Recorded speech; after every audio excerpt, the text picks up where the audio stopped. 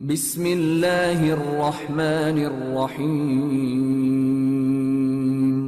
پہلا سوال آپ کے آگے رکھ کہ رسول اللہ صلی اللہ علیہ وآلہ وسلم نے کیا اپنی زندگی میں اپنا کوئی جانشین مقرر کیا تھا؟ یہ سوال اتنا اہم ہے جس پر مکتبہ اہل سنت اور تشیعت میں لفظی لڑائی کہہ لیں، اختلاف کہہ لیں، چلتا آیا ہے۔ تو جانشین رسول کے حوالے سے یا مسئلہ خلافت یا امامت کے حوالے سے مختصر روشنی ڈالی گا۔ جزاک اللہ۔ بسم اللہ الرحمن الرحیم، الحمدللہ رب العالمین والصلاة والسلام علی سید المرسلین وآلہ الطیبین الطاہرین المعصومین المظلومین۔ مولا آپ کو سلامت رکھے۔ جہاں تک آپ نے جو سوال کیا ہے، مختلف اوقات میں انہی پروگرامز میں یہ تمام تر باتیں میں کلیئر کر چکا ہوں۔ دیکھیں، اللہ رب العالمین کا جو وعدہ ہے اور ہمارا جو عقیدہ ہے کہ رسول اللہ صلی اللہ علیہ وآلہ وسلم کے بعد ان کی مسند کا فیصلہ رسول اللہ کریں گے، اللہ کرے گا، اور یہ ایک روز روشن کی طرح ہمارا عقیدہ ہے جسے ہم بیان کرتے ہیں۔ اور اللہ رب العالمین کے وعدے کی طرف آؤں کہ اللہ رب العالمین نے مومنین سے وعدہ کیا تھا، جو ہماری دلیل ہے۔ میں نے مختلف پروگرام میں پہلے بھی اس چیز کو ذکر کیا تھا، سوالات بھی اٹھائے تھے کہ اللہ رب العالمین نے مومنین سے وعدہ کیا۔ وعدہ کیا ہے؟ وعد اللہ الذین آمنوا منکم وعملوا الصالحات۔ میرا تم مومنین میں سے وعدہ ہے، میں تم میں سے، یعنی تم مومنین میں سے کوئی امیر المومنین بنے گا۔ وعد اللہ الذین آمنوا منکم وعملوا الصالحات لیستخلفنہم فی الارض، کہ میں تمہیں زمین کا خلیفہ بناؤں، کما استخلف الذین من قبلہم، جیسے میں نے پہلے خلیفہ بنائے تھے، خلفاء بنائے تھے۔ تو یہاں پر اللہ رب العالمین نے مومنین کے ساتھ وعدہ کیا ہے، اور خلافت کی بات کی ہے تو ارض کی خلافت کی بات کی ہے، یعنی اسلام کی خلافت کی بات کی ہے۔ پوری زمین پر جہاں جہاں اسلام ہوگا وہاں اللہ کی خلافت ہوگی۔ تو اللہ رب العالمین نے مومنین کے ساتھ وعدہ کیا ہے، اور یہ اس میں اللہ رب العالمین نے قید لگا دی ہے کہ کما استخلف الذین من قبلہم، جیسے میں نے پہلے بنائے تھے۔ تو آپ تاریخ اٹھا کر دیکھ لیں کہ پہلا جو خلیفہ بنا اور جو بعد میں خلفاء بنے، حضرت آدم سے لے کر جتنے بھی خلفاء کا ذکر ہے، ان کا بننے کا کرائٹیریا دیکھ لیں۔ حضرت آدم علیہ الصلوۃ والسلام اللہ کے پہلے خلیفہ بنے تو اللہ کی مرضی سے بنے۔ حضرت ہارون حضرت موسیٰ کے جانشین بنے، اللہ نے انہیں خلیفہ کہا ہے قرآن میں، تو وہ اللہ کی مرضی سے بنے۔ اللہ رب العالمین نے حضرت داؤد علیہ الصلوۃ والسلام کو خلیفہ کہا ہے، تو وہ اللہ کی مرضی سے بنے، وہ کسی اور طریقے سے خلیفہ نہیں بنے۔ مختصر بات کرنا چاہوں گا، یعنی یہ تمام خلفاء بنے جو اللہ رب العالمین کی مرضی سے بنے، اور اللہ رب العالمین نے کما کہہ کر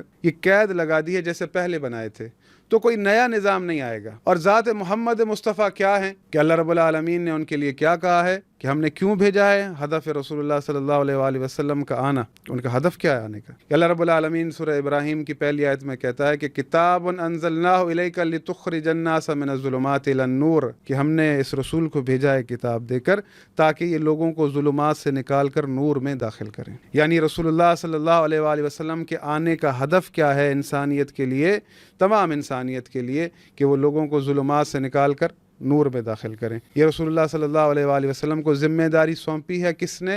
اللہ رب العالمین نے۔ بے شک جہاں آیات اترتی ہیں اقیم الصلاۃ، نماز کو قائم کرو، تو نماز کیسے پڑھنی ہے رسول بتائیں گے۔ زکوٰۃ ادا کرو، زکوٰۃ کیسے دینی ہے رسول بتائیں گے۔ حج کرو، حج کیسے کرنا ہے رسول اللہ بتائیں گے۔ تمام تر وضاحتیں کون دے گا؟ اللہ کے رسول دیں گے۔ تو جہاں آیت اتر رہی ہے اطیعوا اللہ واطیعوا الرسول واولی الامر منکم، تو یہاں پر بھی اولی الامر کون ہے، اس کی وضاحت رسول اللہ صلی اللہ علیہ وآلہ وسلم فرمائیں گے۔ ایک سوال میں نے اٹھایا تھا، دوبارہ آپ کے پروگرام میں اٹھا دیتا ہوں، کیا اللہ رب العالمین کبھی ہمیں کسی فاسق و فاجر کی اطاعت کا حکم دے سکتا ہے؟ کیا ہم اللہ کے لیے یہ گمان کر سکتے ہیں؟ نہیں۔ یہ تو آپ کہہ رہے ہیں نا، یہ آپ کہہ رہے ہیں، لیکن یہی سوال آپ اگر ہمارے برادران سے کریں گے، آپ کے پاس سوشل میڈیا پر ویڈیوز موجود ہوں گی کہ حدیث سنائی جاتی ہے ممبروں سے بیٹھ کر، ایک ہمارے یعنی شہر کے مشہور نام ہیں ان کی طرف سے، کہ جو ظالم فاسق فاجر آپ پر مسلط ہو جائے اس کی اطاعت اللہ نے واجب کی ہے، ان کا بیان موجود ہے۔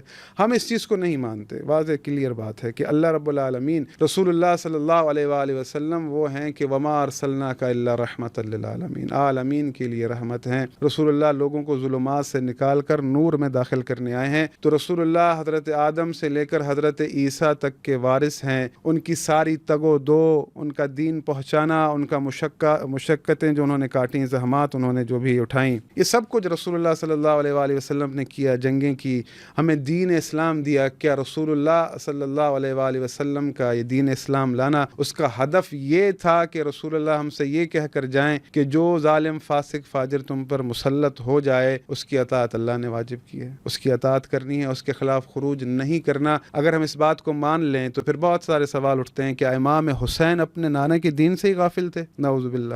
تو بات یہ ہے کہ اللہ رب العالمین ہم سے یہ چاہتا ہے کہ ہم اس کے نور کی اتباع کریں۔ اللہ رب العالمین نے ہدایت کا ذمہ اپنے سپرد کیا ہے، ان علینا للہدیٰ، کہ ہدایت کا ذمہ میرا ہے۔ اور جب حضرت آدم علیہ السلام کو اللہ رب العالمین نے زمین پر بھیجا تو آپ یہ آیات اٹھا کر دیکھ لیں، ایک سورہ بقرہ میں، ایک سورہ طٰہٰ میں ہے کہ قُلْ نَهْبِطُوا مِنْهَا جَمِيعًا، کہ تم نیچے اتر جاؤ۔ فَإِمَّا يَأْتِيَنَّكُم مِّنِّي هُدًى، تمام انسانیت سے خطاب ہے، فَإِمَّا يَأْتِيَنَّكُم مِّنِّي هُدًى، کہ جب تمہارے پاس میری طرف سے ہدایت آ جائے، فَمَنِ اتَّبَعَ هُدَايَا، جس نے بھی میری بھیجی ہوئی ہدایت کی اتباع کی، فَلَا خَوْفٌ عَلَيْهِمْ وَلَا هُمْ يَحْزَنُونَ، بے شک، یعنی پھر نہ ہی اسے کوئی خوف ہوگا، نہ ہی وہ کسی غم میں مبتلا ہوگا۔ بے شک، یعنی اللہ رب العالمین نے تمام انسانیت سے خطاب کیا کہ اگر میری بھیجی ہوئی ہدایت کی اتباع میں رہو گے تو نہ کسی خوف میں مبتلا ہوگے، نہ کسی رنج میں مبتلا ہوگے۔ تو قیامت تک کے لوگوں کے لیے ہدایت کی ضرورت ہے، بے شک، اور اللہ رب العالمین ہر زمانے میں ایک ہادی رکھتا ہے کہ جو لوگوں کو ہدایت کرے، اور اللہ رب العالمین کبھی اپنی سنت کو نہیں بدلتا۔ سنت اللہ التی قد خلت من قبل فلن تجد لسنت اللہ تبدیلا۔ اللہ کے رسول صلی اللہ علیہ وآلہ وسلم چونکہ آئے ہیں اسی لیے کہ لوگوں کو ظلمات سے نکال کر نور میں داخل کریں، تو اللہ کے رسول صلی اللہ علیہ وآلہ وسلم نے اپنی یہ ذمہ داری بخوبی نبھائی ہے۔ اکثر میں ان جملات کو دہراتا ہوں کہ رسول اللہ صلی اللہ علیہ وآلہ وسلم نے جہاں ہمیں دین پہنچایا ہے، اس کے بعد رسول اللہ صلی اللہ علیہ وآلہ وسلم نے ہم سے یہ کہا ہے، ہمیں ضمانت دی ہے، میں محمد ضمانت دیتا ہوں، میرے بعد اگر قرآن اور اہل بیت کی پیروی کرو گے، میں تمہارے درمیان قرآن اور اہل بیت چھوڑے جا رہا ہوں، اگر ان سے متمسک رہو گے تو میں محمد تمہیں ضمانت دیتا ہوں کہ تم کبھی بھی گمراہ نہیں ہوگے۔ بے شک، میں نے جہاں سے ابتدا کی کہ رسول اللہ جہاں سے ابتدا کیا استخلاف سے کہ اللہ کا یہ وعدہ ہے کہ وہ تم میں خلیفہ بنائے گا جیسے پہلے بنائے تھے، تو اب وہ اللہ رب العالمین کیسے بنائے گا، سورس کیا ہے، کس کے ذریعے سے بنائے گا؟ تو اللہ رب العالمین کے لیے اپنے پیغمبر کے سوا کوئی اور بہتر نہیں ہے کہ اللہ کے رسول صلی اللہ علیہ وآلہ وسلم ہمیں خلیفہ دے کر جائیں، اور رسول اللہ صلی اللہ علیہ وآلہ وسلم نے یہ وصیت کر دی۔ اکثر میں نے سوالات اٹھائے ہیں، تمام میرے ساتھ جو بیٹھنے والے مفتیان حضرات تھے، میں نے سب سے سوال کیا، بخاری میں موجود ہے، مسلم میں موجود ہے، رسول اللہ صلی اللہ علیہ وآلہ وسلم نے فرمایا میرے بعد میرے 12 جانشین ہیں۔ اب جب رسول اللہ کہہ رہے ہیں کہ میرے بعد میرے 12 جانشین ہیں، تو اس آیت کو ملا لیں آپ آیت استخلاف، تو کیا وہ آیت استخلاف کا جو مصداق ہوگا اور رسول اللہ کے بعد جو رسول اللہ کا جانشین بنے گا، دو الگ چیزیں نہیں ہوں گی، وہ ایک ہی ہوگا۔ تو اللہ کے رسول، اس میں نے آئے اولو الامر بھی پڑھی کہ آئے یعنی اطاعت کرو اللہ کی، رسول کی، اور اولو الامر کی، اس کو بھی پڑھا۔ تو جہاں پر ہر چیز کا سوال رسول اللہ سے ہوتا تھا جی کہ وَيَسْأَلُونَكَ مَاذَا يُنْفِقُونَ، پیسوں کو کیسے خرچ کریں، وَيَسْأَلُونَكَ عَنِ الْيَتَامَى، یہ آپ سے جو ہے یتیموں کا سوال کرتے ہیں، وَيَسْأَلُونَكَ عَنِ الْخَمْرِ وَالْمَيْسِرِ، ہر سوال رسول اللہ سے ہوتا تھا۔ تو جب رسول اللہ کی موجودگی میں،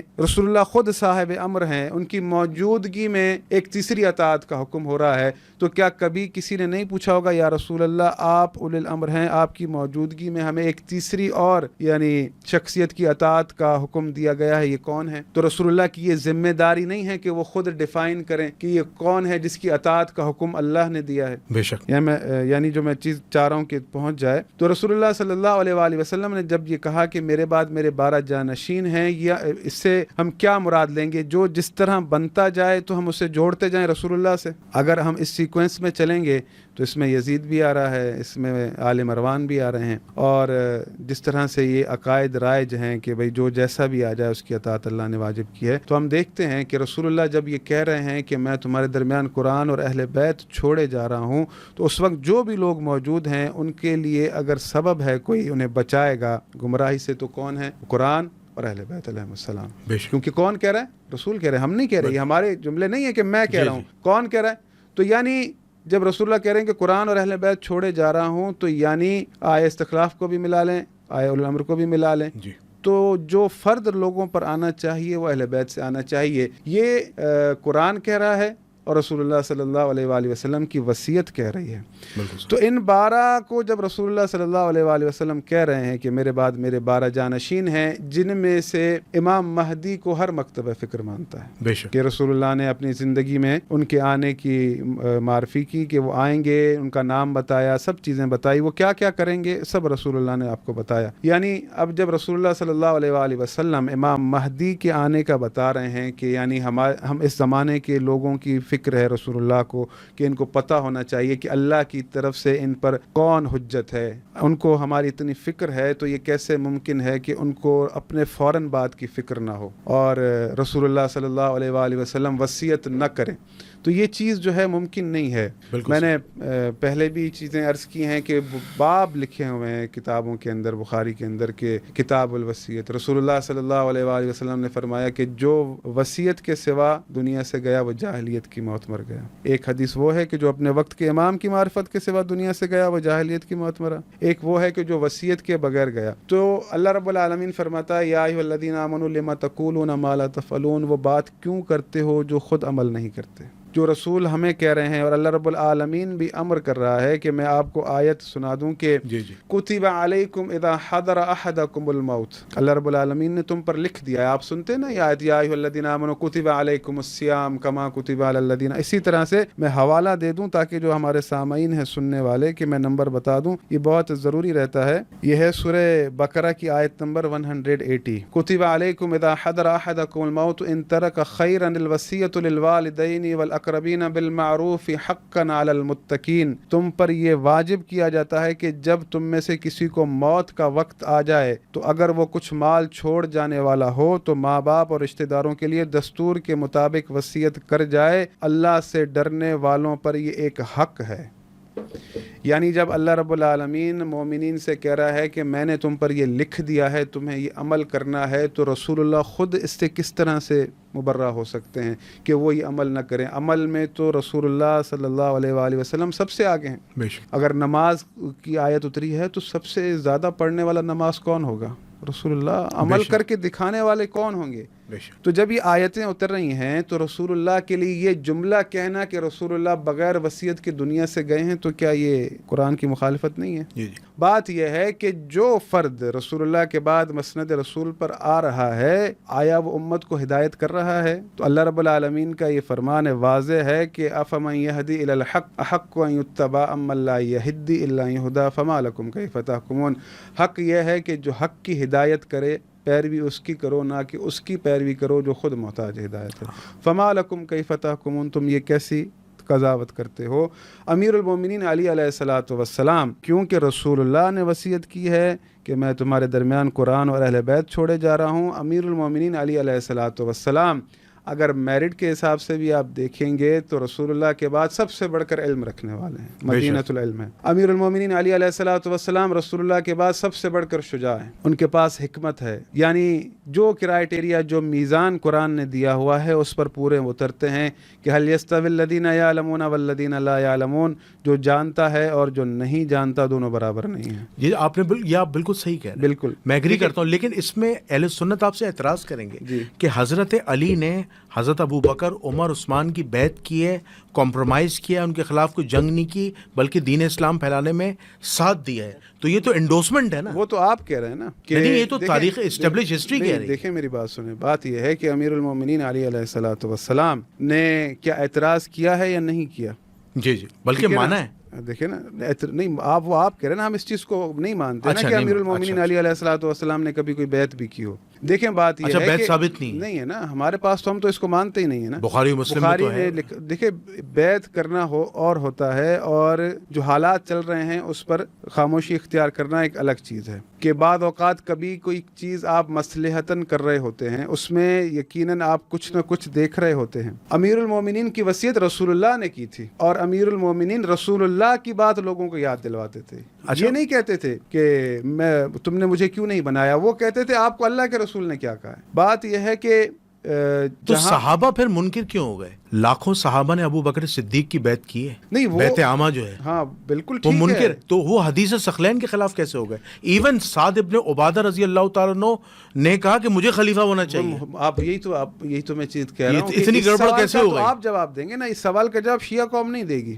نہیں تو وہ کہتے ہیں ہم حدیث ثقلین کا مطلب یہ دیتے ہیں کہ قرآن و اہل بیت سے مراد صرف حسن سلوک تھا، اور یہ بات حضرت علی جانتے تھے. اچھا اس سے مراد حسن سلوک تھا. حسن قرآن یعنی قرآن اور اہل بیت کے ساتھ زیادتی نہ کرنا، ظلم نہ کرنا، بلکہ ان سے دین لینا اور کسی بھی معاملے میں ان کے ساتھ ظلم و زیادتی نہ کرنا، یہ حصے مراد لیتے ہیں. تو آپ نے کتنا دین لیا ان سے؟ آپ نے مولا علی سے کتنا دین لیا ہے؟ آپ نے بھی اہل سنت والجماعت کے کتنا دین لیا ہے؟ اہل سنت والجماعت کے محقق ہیں علامہ طاہر القادری صاحب، انہوں نے کہا ہے کہ ہم نے 14,500 احادیث لیے ہیں مولا کائنات علی ابن ابی طالب علیہ السلام سے. وہ ساری کتابوں میں درج ہے. دیکھیں بات سنیں، آپ جس طرح سے وہ چیز کو بیان کر رہے ہیں نا مثال کے طور پر، تو اگر حکومت کی بات ہے تو وہاں پر پہلے خلیفہ حضرت ابو بکر ہیں، لیکن اگر فقہ کی بات ہے تو آپ فقہ میں حضرت ابو بکر کے مقلد نہیں ہیں، پھر آپ امام ابو حنیفہ کے. وہاں پر آپ کا بالکل کرائٹیریا چینج ہو جاتا ہے. یعنی ہمارا یہ کانسیپٹ ہے کہ خلیفہ وہ ہو جو آپ کو دین بھی دے، آپ کو فقہ بھی دے، آپ کو رسول اللہ کی تمام تر باتیں بتائے، یعنی وہ رسول اللہ کے علم کا وارث ہونا چاہیے. ہمارا یہ کانسیپٹ ہے، کلیئر کانسیپٹ ہے کہ اللہ رب العالمین نے جس طرح گزشتہ قوموں کے اندر کتابیں بھیجی، پھر یہ کہا کہ ثم اورثنا الکتاب الذین اصطفینا من عبادنا، کہ ان میں سے ہم نے اپنے چنیدہ بندوں کو کتاب کے وارث قرار دیے. ہمارا یہ کلیئر کانسیپٹ ہے کہ جب قرآن اور اہل بیت ساتھ ہیں تو قرآن جو ہے ہمیں اللہ کی طرف سے آئین ملا ہے، اس پر عمل اہل بیت کروائیں گے. یہ تب ممکن ہے کہ جب ان کو آپ حاکمیت دیں گے. اب یہاں پر جو یہ آیت ہے کہ وَنَزَّلْنَا عَلَيْكَ الْكِتَابَ تِبْيَانًا لِكُلِّ شَيْءٍ، کہ اے محمد ہم نے آپ پر جو کتاب نازل کی ہے اس میں ہر چیز کا مفصل بیان ہے. بے شک. تو جہاں یہی سوال ہم اٹھاتے ہیں کہ جہاں اللہ رب العالمین نے گزشتہ کتابوں کے وارثین قرار دیے کہ ایک نبی کتاب لے کر آتا تھا، دوسرا نبی وارث بن کر آتا تھا، ان کے بنتے تھے، یہ اللہ کی سنت رہی ہے. تو یہ قرآن جسے قیامت تک باقی رہنا ہے، اس کا وارث کون ہے؟ اس کا وارث کہاں ہے؟ اس کا وارث کیا رسول اللہ نے ٹھہرایا ہے؟ اگر رسول اللہ نے اس کا وارث ٹھہرایا ہے تو وہ اہل بیت کو ٹھہرایا. اگر آپ اجازت دیں تو اہل سنت کا ایک اعتراض ڈسکس کرتا ہوں. اہل سنت یہ کہتے ہیں کہ جب اہل تشیع اہل سنت پہ الزام لگاتے ہیں کہ خلفۂ راشدین والمہدیین ابو بکر عمر عثمان ان کے خلافت کی سلیکشن کے معیار میں فرق ہے، ٹھیک ہے، کہ ابو بکر کی سلیکشن میں فرق ہے، ابو بکر نے عمر کو بنایا، حضرت عمر نے 6 رکنی کمیٹی بنائی، ٹھیک ہے، پھر حضرت عثمان کو خلیفہ بنایا، پھر اس کے بعد تمام مسلمانوں کے اجماع سے مولا کائنات بنے، اور پھر بقول آپ نے کہا کہ انہوں نے حضرت حسن کو اپوائنٹ کیا، حضرت حسن خلیفہ بنے، جو آپ کے یہاں سیریز ثابت ہے. تو انہوں نے پھر اہل سنت آپ پہ اعتراض کرتے ہیں. اسی طرح ڈفرینٹ معیار ائمہ اہل بیت نے بھی ہیں. کیسے؟ امام علی علیہ السلام نے کمپرومائز کرتے ہوئے ابو بکر عمر عثمان کی خلافت کو مانا، تسلیم کیا اور ان کا ساتھ دیا دین اسلام کو پھیلانے میں. پھر دوسرے امام حسن نے اسلام کو بچانے کے لیے جناب معاویہ بن ابو سفیان کے ساتھ صلح کی، صلح حسن، اور خلافت سے دستبردار ہو گئے. پھر تیسرا سٹانس ہم امام کا دیکھتے امام حسین علیہ السلام کا، جو دونوں سے مختلف ہے، کہ انہوں نے کسی بھی حالت میں یزید کے اقتدار کو قبول نہیں کیا اور اپنے پورے خاندان کو اللہ کی راہ میں قتل کروا دیا، جام شہادت نوش کی. تو یہ 3 الگ الگ معیار نہیں ہیں. دیکھیں میری بات سنیں، جب بات آپ دین کی کر رہے ہیں نا، جی جی، تو آپ جو ہے 30 سال میں اس دین کو فلاپ کر رہے ہیں کہ جو نظام آپ بیان کر رہے ہیں یہ نہیں، ائمہ اہل بیت کے کمپرومائزز تو ہیں نا. میں آپ کی کمپرومائز جس طرح سے آپ سمجھ رہے ہیں ہم اس کو اس ذہن سے نہیں سمجھتے. اچھا ٹھیک.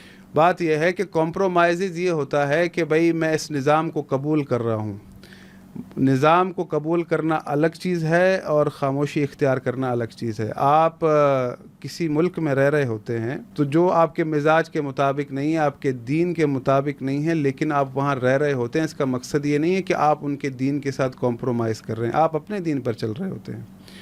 بات یہ ہے کہ امیر المومنین علی علیہ الصلوۃ والسلام وہ شخصیت ہیں کہ جو حق کی ہدایت کرتے ہیں، بے شک، اور رسول اللہ صلی اللہ علیہ وآلہ وسلم نے غدیر کے دن انہیں اپوائنٹ کیا ہے۔ بے شک، اللہ رب العالمین نے رسول اللہ صلی اللہ علیہ وآلہ وسلم کو آخری نبی قرار دیا ہے، انبیاء کے سلسلے کو تمام کیا ہے، تو وہاں پر اللہ رب العالمین نے آیت اتاری ہے۔ وہ آیت کیا ہے کہ ما کان محمد ابا احد من رجالکم ولکن رسول اللہ وخاتم النبیین، کہ ہم نے یہ محمد تم مردوں میں سے کسی کے والد نہیں ہیں مگر آخری نبی ہیں، نبوت کو تمام کر دی، یعنی مہر لگ چکی کہ اب کوئی نبی بن کر نہیں آئے گا۔ لیکن ایک عہد اللہ رب العالمین نے حضرت ابراہیم سے کیا ہے کہ پہلا امام جب بنایا، آپ نے سنا ہے آیت کہ قال انی جاعلک للناس اماما، کہ ابراہیم ہم نے تمہیں انسانوں کا امام بنایا، تو انہوں نے دعا مانگی، قال ومن ذریتی، اے میرے رب میری ذریت میں اسے رکھ۔ تو اللہ رب العالمین نے یہ جواب دیا کہ لا ینال عہد الظالمین، میرا کسی ظالم کے ساتھ امامت کا عہد نہیں ہے کہ میں کسی ظالم کو امام بناؤں گا۔ اول چیز یہ سمجھ لیں پہلے۔ اب اللہ رب العالمین نے امامت کا سلسلہ شروع کیا۔ پورے قرآن کے اندر آپ مجھے دکھا دیں کہ اللہ رب العالمین نے یہ کہا ہو کہ میں نے امامت کو تمام کر دیا، دکھا دے، کوئی دکھا دے ہمیں کہ اللہ رب العالمین نے یہ کہا ہو کہ میں نے سلسلہ ہدایت کو تمام کر دیا۔ ہم بات کر رہے ہیں ہادی کی، اللہ رب العالمین کی طرف سے مقرر کردہ کہ جسے اللہ گزشتہ طریقے سے بنائے گا۔ وہ ہادی اور خلیفہ دو ڈیفرنٹ چیزیں نہیں ہیں، میں چاہ رہا ہوں کہ آپ میری بات سمجھیں۔ جی جی جی۔ تو اللہ رب العالمین نے کہیں پر کوئی آیت نہیں اتاری کہ ہم نے امامت کو تمام کر دیا، بلکہ اللہ رب العالمین اب ایک نیا باب کھول رہا ہے۔ وہ نیا باب کیا ہے سمجھیے گا اس کو، کہ اپنے ساتھ یعنی رکھ رہا ہے کہ انما ولیکم اللہ، میں تمہارا ولی ہوں، ورسولہ، اور رسول ولی ہے، والذین آمنوا الذین یقیمون الصلاۃ ویؤتون الزکاۃ وہم راکعون، یہ اللہ اپوائنٹ کر رہا ہے کہ اور تمہارا وہ ولی ہے جو حالت رکوع میں زکوٰۃ دیتا ہے، نماز قائم کرتا ہے۔ آپ اٹھا کر دیکھ لیں کس کے لیے یہ آیت اتری ہے۔ اللہ رب العالمین خود ایک اپوائنٹمنٹ کر رہا ہے تیسری ولایت کی، جی جی، اپنی ولایت ساتھ ساتھ میری ولایت، میرے رسول کی ولایت اور اس کی ولایت۔ ٹھیک۔ اب یہ تینوں کو اللہ رب العالمین نے ایک ہی کرائٹیریا میں رکھا۔ اب یہ تین چیزیں، اور اطیعوا اللہ و اطیعوا الرسول و اولو الامر منکم، یہ بھی تین چیزیں، یہ ایک ہی سلسلہ ہے۔ جی جی، کہ ہم جو چیز کہتے ہیں کہ اللہ رب العالمین نے اپنی ولایت کے ساتھ رکھا ہے، ہمارا جو کانسیپٹ ہے کہ مسند رسول صلی اللہ علیہ وآلہ وسلم کا وارث وہ بنے جو معصوم ہو، جی، اور یہ اللہ رب العالمین کی چاہت ہے، یہ ہمارا کوئی خیالی عقیدہ نہیں بنا ہوا کہ اللہ رب العالمین نے ہم پر اطاعت واجب کی ہے، اور جس کی وہ اطاعت واجب کرتا ہے وہ معصوم ہوتا ہے، جی، وہ نہیں چاہتا، جس کا جواب آپ خود دے چکے۔ پہلے ہی میں نے آپ سے پوچھا کہ بھئی اللہ کیا ہمیں کبھی کسی ایسے کی اطاعت کا حکم دے سکتا ہے کہ جو فاسق و فاجر ہو؟ اللہ سے تو ہر مسلمان اچھا گمان کرے گا، بالکل ایسا ہی، اللہ سے نیگیٹو آپ کو نہیں کر سکتے۔ دوسری وہ بات شیطانی ہاں، یہاں پر ایک اور میں سوال آپ کے سامنے اٹھاتا ہوں، کیا اللہ کوئی ایسا عہدہ کہ جو سپیریئر عہدہ ہو کسی غیر معصوم کو دے سکتا ہے؟ وہ سپیریئر عہدہ کیا، یعنی سپیریئر سے مراد میں وہ نہیں کہہ رہا۔ قرآن میں معصوم اور غیر معصوم تو کوئی لفظ ہی نہیں ہے۔ کیا چیز؟ یہ جو آپ ٹرمنالوجی یوز کر رہے ہیں قرآن میں، غیر معصوم، معصوم، وہاں تو متقی اور پرہیزگار ہے لفظ۔ بالکل ایسا ہی ہے، نبی معصوم ہوتا ہے، آپ مانتے ہیں اس بات جی کو؟ جی۔ اگر نبی اچھا، آ کر قرآن میں یہ لفظ نہیں ہے نا، یہ تو ہم اصطلاحی معنوں میں اپنے عقیدے میں لے رہے ہیں، جی جی معصوم اور غیر معصوم کا، جی قرآن میں تو نہیں ہے نا، نہیں قرآن میں ہے نا، میں یہی تو آپ کو سمجھانا چاہ رہا ہوں کہ ایکچوئل ورڈ ہے معصوم۔ اللہ رب العالمین جسے ہادی بناتا ہے نا، اللہ رب العالمین یہی تو کہہ رہا ہے نا کہ جو حق کی ہدایت کرے، حق کی ہدایت کون کرتا ہے؟ پیغمبر کا۔ دیکھیں اللہ رب العالمین جو ہے وہ جو معصوم کی بات کر رہے ہیں نا، تو اللہ رب العالمین کی جو راہ ہے وہ کیا ہے، صراط جو ہے وہ کیا ہے، سبیل جو ہے وہ کیا ہے؟ اللہ رب العالمین کیوں کمپیریزن کر رہا ہے سورہ نحل کے اندر کہ ضرب اللہ مثل الرجلین، اللہ تمہیں مثال دیتا ہے دو مردوں کی، احدہما ابکم، جس میں سے ایک گونگا ہے، لا یقدر علی شیء، کسی چیز پر قدرت نہیں رکھتا، وہو کل علی مولا، جو اپنے مالک کے گلے میں پڑا ہے، اینما یوجہ لا یاتی بخیر، وہ مالک اس کا اسے جہاں بھیجتا ہے تو کوئی خیر کی خبر نہیں لاتا۔ پھر اللہ رب العالمین سوال کر رہا ہے، استفہام ہے، حل یستوی ہوا، کیا یہ برابر ہے؟ ومن یامر بالعدل، جو تمہیں عدل کا حکم دیتا ہے، وہو علی صراط مستقیم، اور جو خود صراط مستقیم پر ہے۔ بالکل صحیح۔ کیوں دے رہا ہے یہ اللہ؟ غور کیجئے گا کہ دو مردوں کا کمپیریزن کر رہا ہے۔ پہلے اللہ نے کہا کہ فلا تضربوا للہ الامثال، اللہ کے لیے تم مثال نہ دو، اللہ ہی بہتر مثال دیتا ہے، اور وہی جانتا ہے کہ مثال کیسے دی جائے۔ تو اللہ رب العالمین دو لوگوں کا کمپیریزن کر رہا ہے کہ ایک شخص ایسا ہے کہ جو گونگا ہے، کسی چیز پر قدرت نہیں رکھتا. ایک شخص ایسا ہے جو تمہیں عدل قائم کرنے کا حکم دیتا ہے. بے شک. وَهُوَ عَلَىٰ صِرَاطٍ مستقیم، اور جو صراط مستقیم پر کھڑا ہے. دونوں برابر ہیں. اللہ آپ سے پوچھ رہا ہے. کیوں پوچھ رہا ہے اللہ آپ سے؟ یہ کیوں پوچھ رہا ہے؟ آپ سے کیوں استفہام کر رہا ہے؟ بتاؤ مجھے. اللہ کہہ رہا ہے تم بتاؤ کہ یہ دونوں برابر ہیں. نہیں ہے نا. اب کوئی ایسا ہے جو ہمیں عدل کا حکم دیتا ہے اور خود صراط مستقیم پر ہے. اس آیت کی تفسیر میں بہت ساری چیزیں ہیں. اچھا اگر اب یہ آیت بھی امیر المومنین کے لیے اتری ہے، ان کے فضل میں اتری ہے. تو وہ شخصیت کہ جسے اللہ رب العالمین نے رسول کے علم کا وارث قرار دیا ہے خود قرآن کے اندر، جی کہ ہم نے آپ کے پاس ایسی کتاب اتاری ہے، آپ کے اوپر ایسی کتاب اتاری ہے جس میں ہر چیز کا مفصل بیان ہے. تو قرآن کا ہر مفصل بیان رسول اللہ کے بعد کون جانتا تھا؟ مولا علی جانتے تھے. اچھا. تو آیا ہم پر یہ ذمہ داری نہیں بنتی کہ ہم امیر المومنین علی علیہ الصلوۃ والسلام کو اس کرائٹیریا پر جانتے ہوئے جو میزان اللہ نے دیا ہے، اللہ کا مقرر کردہ ہوا بندہ اسے ایکسیپٹ کریں کہ اللہ رب العالمین نے علم کو کیا دی ہے؟ برتری دی ہے، عظمت بخشی ہے، اور یہ فرمایا ہے کہ یرفع اللہ الذین آمنوا منکم، اللہ اسے رفعت بخشے گا جسے اللہ نے علم عطا کیا ہے. اچھا آپ مولا کائنات کے فضائل پڑھ رہے ہیں؟ جی میں فضائل اس لیے پڑھ رہا ہوں. میری بات سن لیں. اچھا قبلہ اگر آپ مجھے اجازت دیں تو اہل سنت کا ایک اعتراض ہے، میں چاہتا ہوں پبلک کے آگے آپ بیان کریں. اہل سنت یہ کہتے ہیں کہ آپ نے کہا کہ امامت جو ہے لفظ جو ہے وہ نبوت کے لیے خاص نہیں ہے، ٹھیک ہے نا، صرف نبوت کے لیے نہیں ہے. جیسے آپ نے ابراہیم کو جو ہے امام کہا، ٹھیک ہے نا، آپ نے قرآن کی ایک آیت پڑھی. اہل سنت آپ سے اعتراض کریں گے کہ قرآن میں ہمیں یہ دکھائیں کہ امامت کا وقت جو ورڈ ہے وہ قرآن میں اللہ تعالیٰ نے غیر نبی کے لیے استعمال کیا، چونکہ نبوت جو ہے وہ رسول اللہ صلی اللہ علیہ وسلم پہ ختم ہے، اور رسول اللہ صلی اللہ علیہ وسلم کی حدیث ہے جس سے اہل سنت بھی مانتے ہیں کہ رسول اللہ نے فرمایا کہ نبوت مجھ پہ ختم ہے اور میرے بعد کثیر خلفاء ہوں گے، تم اس کی اطاعت کرنا. اب یہاں کثیر خلفاء سے مراد اہل سنت یہ لیتے ہیں کہ وہ متقی پرہیزگار خلفاء جو آیت استخلاف کے زمرے میں آتے ہیں، اور ہم ان سے اعلان برات کرتے ہیں جو آیت استخلاف کے زمرے میں نہیں آتے. تو وہ تو کہتے ہیں، ورنہ وہ آپ سے کہیں گے کہ اگر امامت ہے. آپ نے تو مسئلہ حل کر دیا نا. ہاں آپ نے کہا کہ مجھے یہ دکھائیں کہ اللہ نے امام کسی غیر نبی کو کہا ہو. غیر نبی. جی. وَكُلَّ شَيْءٍ أَحْصَيْنَاهُ فِي إِمَامٍ مُبِينٍ. جی ہم نے ہر چیز جو ہے ضبط کر دی ہے امام مبین میں. ٹھیک ہے. ہر چیز ضبط کہاں کر دی اللہ رب العالمین نے؟ امام مبین میں. اس آیت کی تفسیر پڑھیں. رسول اللہ صلی اللہ علیہ وآلہ وسلم سے سوال ہوا، یا رسول اللہ کیا توریت امام مبین ہے؟ رسول اللہ نے کہا نہیں. کہا انجیل کو امام مبین ہے؟ کہا نہیں. کیا قرآن امام مبین ہے؟ رسول اللہ نے کہا نہیں. امیر المومنین تشریف لا رہے تھے، جب وہ مسجد میں داخل ہوئے تو رسول اللہ نے کہا کہ ہذا امام مبین، یہ ہے امام مبین. اب میں آپ کو اپنی بات واضح کرنے کے لیے آیت سے ہی مثال دیتا ہوں. اللہ رب العالمین فرماتا ہے کہ وما من دابۃ فی الارض الا علی اللہ رزقها ویعلم مستقرها ومستودعها کل فی کتاب مبین. کہ زمین میں جتنی بھی مخلوقات ہیں دابۃ الارض، انہیں کتنا رزق ملے گا، کس وقت ملے گا، کہاں سونپا جائے گا، سب کتاب مبین میں لکھا ہے. وعنده مفاتح الغیب لا یعلمها الا هو. غیب کی کنجیاں اس کے پاس ہے، کوئی نہیں جانتا، وہی جانتا ہے. وما تسقط من ورقة الا يعلمها ولا حبة في ظلمات الارض ولا رطب ولا يابس الا في کتاب مبین. کوئی پتا نہیں جھڑتا، کوئی اندھیرا روشنی نہیں، جو کچھ ہے سب کا سب اس کتاب مبین میں لکھا ہے. میں نے جو پہلی آیت پڑھی، آپ یہ مجھے بتائیں کہ اگر آپ قرآن پڑھ رہے ہو اس میں دیکھ سکتے ہیں کہ کل مجھے کتنا رزق ملے گا؟ اگر آپ اس سے ام الکتاب یعنی لوح محفوظ لیں گے تو آیت بیان کرنے کا ہدف کیا ہے جسے انسان سمجھ ہی نہ سکے. لیکن ہمارے پاس جو ہمارے ائمہ معصومین علیہ السلام نے تفسیر کی ہے کہ کتاب مبین سے مراد در حقیقت اس کا صاحب ہوتا ہے. ٹھیک، یہ اللہ رب العالمین کا آئین ہے. اس سے مراد امیر المومنین علی علیہ الصلوۃ والسلام ہے. امیر المومنین بھی وہ ذات ہیں کہ جن سے جو یہ کہہ سکتے تھے کہ سلونی قبل ان تفقدونی. ان کے ایک دشمن نے، ان سے بغض رکھنے والے نے پوچھا کہ علی اگر دعویٰ میں سچے ہیں تو مجھے بتائیں کہ آج میں کیا کھاؤں گا. تو امیر المومنین نے کہا کہ آج تو دودھ اور چاول کھائے گا. تو اس شخص نے کہا کہ اگر یہ بات ہے تو میں دودھ اور چاول نہیں کھاؤں گا آج.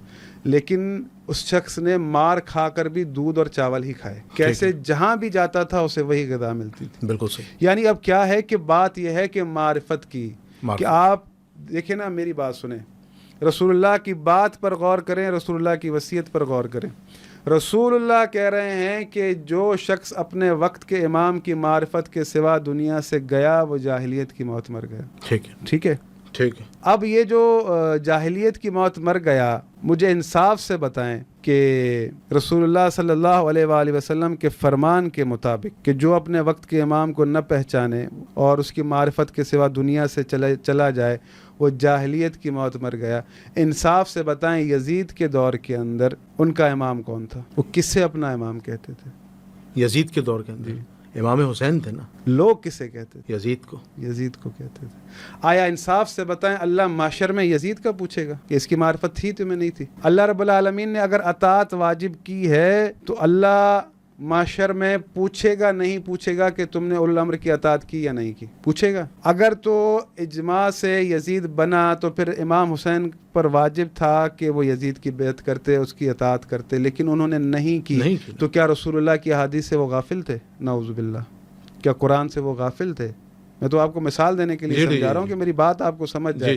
دیکھیں اعتراض کرنے والے اعتراض کرتے ہیں لیکن سمجھیں چیزوں کو. امام حسن اور حسین کو اللہ رب العالمین نے جنت کی جوانوں کی سرداری عطا کی ہے. جنت کی جوانوں کی سرداری اللہ کیا کسی غیر معصوم کو دے سکتا ہے؟ کبھی کوئی سنی آپ عالم بٹھائیں اس سے سوال کیجئے گا، فتویٰ لکھ کر دیں کہ اللہ جنت کی سرداری کسی غیر معصوم کو دے سکتا ہے جو دنیا میں گناہ کرتا ہو؟ بالکل صحیح. بالکل صحیح. کیونکہ انبیاء کو اگر آپ معصوم مانتے ہیں تو انبیاء سردار نہیں ہیں. سردار کون ہے؟ امام حسن حسین. یہ جو سارے اعتراضات ہیں نا یہ صرف کیا ہے کہ اپنے آپ کو ایک فیس سیونگ دینا کہ بات ڈال دیں ساری کی ساری اہل بیت علیہ السلام پر، امیر المومنین پر، امام حسن پر، امام حسین پر. بات یہ ہے کہ پوری کی پوری امت ان پر متفق کیوں نہ ہوئی کہ کوئی ان کے لیے مشکل ہی نہ ہوتی؟ کیوں ایسا ہوا کہ یعنی امیر المومنین علی علیہ الصلوۃ والسلام کی جیسی شخصیت کہ جو ہر حوالے سے میرٹ پر بھی سپیریئر تھے، علم کے حوالے سے، شجاعت کے حوالے سے، حکمت کے حوالے سے، ہر طرح. مختصر کر لیجیے گا. جی میں اپنی بات ہی پہنچا رہا تھا کہ تمام سامعین کے لیے ہمارے لیے جو سب سے بڑھ کر حجت ہے وہ رسول اللہ کی وصیت ہے، اللہ کا قرآن ہے. آج بھی اس قرآن کے اندر اللہ رب العالمین نے ہمیں نظام دیا ہوا ہے. آخری بات تمام کروں گا، بہت ضروری ہے کہ آپ سوال کیجئے گا کہ بھئی آپ یہ بتا دیں کہ اگر یہ کام لوگوں کا ہے تو آج کے دور کے اندر کیوں کوئی امام مہدی کو نہیں بنا سکتا؟ آج یہ کیوں نظام فلاپ ہے؟ 4 خلافتوں کے بعد تو سب پھر میراث بن گئی خاندانوں کی، باپ جاتا تھا بیٹا آتا تھا. یہ دین اسلام کیا ناقص تھا؟ اس میں کوئی نقص تھا کہ 4 خلافتوں بعد جو ہے وہ نظام یہ فلاپ ہو گیا؟ یہ اسلام نہیں ہے. اسلام بڑا عظیم دین ہے. اللہ رب العالمین نے کہا ہے کہ ان الدین عند اللہ الاسلام، دین اگر ہے تو اسلام ہے. پھر اللہ رب العالمین نے یہ بھی فرمایا ہے کہ وَمَن يَبْتَغِ غَيْرَ الْإِسْلَامِ دِينًا، جو بھی اسلام کے سوا کسی غیر دین کی تبلیغ کرے گا تو اللہ قبول نہیں کرے گا. اللہ کا دین یہ ہے کہ اس نے قرآن کا بھی وارث بنایا ہے، اس نے ہادی بھی بنایا ہے، اور اس نے خود کہا ہے کہ ہدایت کا ذمہ میرا ہے. اس نے کہا ہے کہ میں نے امام قرار دیے ہیں، تو اس نے خاتمے کی آیت نہیں اتاری. ہر زمانے میں ہادی کی ضرورت ہے. آج ہمیں امام مہدی کی اشد ضرورت ہے. ہر بندہ کہتا ہے کہ وہ آ جائیں تو مسائل ختم ہو جائیں. تو اللہ رب العالمین نے تو ہر زمانے میں ایسی شخصیت ہمیں عطا کی تھی کہ ہم فرقوں میں پڑے ہی نہ. اللہ نے تو ہم سے کہا تھا کہ وَاعْتَصِمُوا بِحَبْلِ اللَّهِ جَمِيعًا وَلَا تَفَرَّقُوا، کہ میری رسی کو مضبوطی سے تھامے رکھو اور تفرقے میں نہ پڑو. اللہ کے رسول صلی اللہ علیہ وآلہ وسلم سے پوچھا گیا، تفسیر وہ کر رہے ہیں کہ وہ رسی کون سی ہے؟ علی ابن ابی طالب، میرے اہل بیت کی ولایت. یہ مضبوط رسی ہیں. اللہ رب العالمین نے خود قرآن میں کہا ہے کہ وَحَبْلٌ مِّنَ اللَّهِ وَحَبْلٌ مِّنَ النَّاسِ. حبل من اللہ قرآن ہے، وحبل من الناس ولایت ہے، محمد و آل محمد علیہ السلام کی ولایت ہے کہ جو لوگوں سے آسمان کی طرف جاتی ہے. کہ رسول اللہ صلی اللہ علیہ وآلہ وسلم کے علم کی وراثت کہاں جا رہی ہے؟ وہی شخص حق رکھتا ہے کہ جو حاکمیت بھی کرے، جس کے پاس علم رسول اللہ ہے، جس کے پاس قرآن کی وراثت ہے، جو قرآن کی علوم جانتا ہے. یہ ہماری عقل اور شعور بھی اس بات کا تقاضا کرتی ہے کہ ہم انہیں ایکسیپٹ کریں. اور یہ تو ایک دلیل ہی نہیں ہے نا کہ ہم سے یہ کہا جاتا ہے کہ بھئی امامت کو قرآن سے دکھایا جائے، اور ہم تو 1400 سال سے لوگوں کو قرآن ہی سنا رہے ہیں. ہمارے علماء یہی کرتے آئے ہیں. یہ لوگ بنائیں گے، اس کی دلیل آپ کے پاس کہاں ہے؟ نہ تو آپ کے پاس رسول اللہ کی کوئی وصیت ہے، نہ قرآن کی آیت ہے. کبھی یہ بھی تو سوال کیا جائے کہ اگر لوگ بنائیں گے تو رسول اللہ نے کب کہا کہ لوگ تم بنا لینا؟ انہوں نے تو کہا میرے بعد میرے 12 جانشین ہیں. اگر رسول اللہ کہہ رہے ہیں میرے بعد 12 جانشین ہیں تو پھر یہ جملہ عبث ہو جاتا ہے کہ لوگوں کا کام ہے.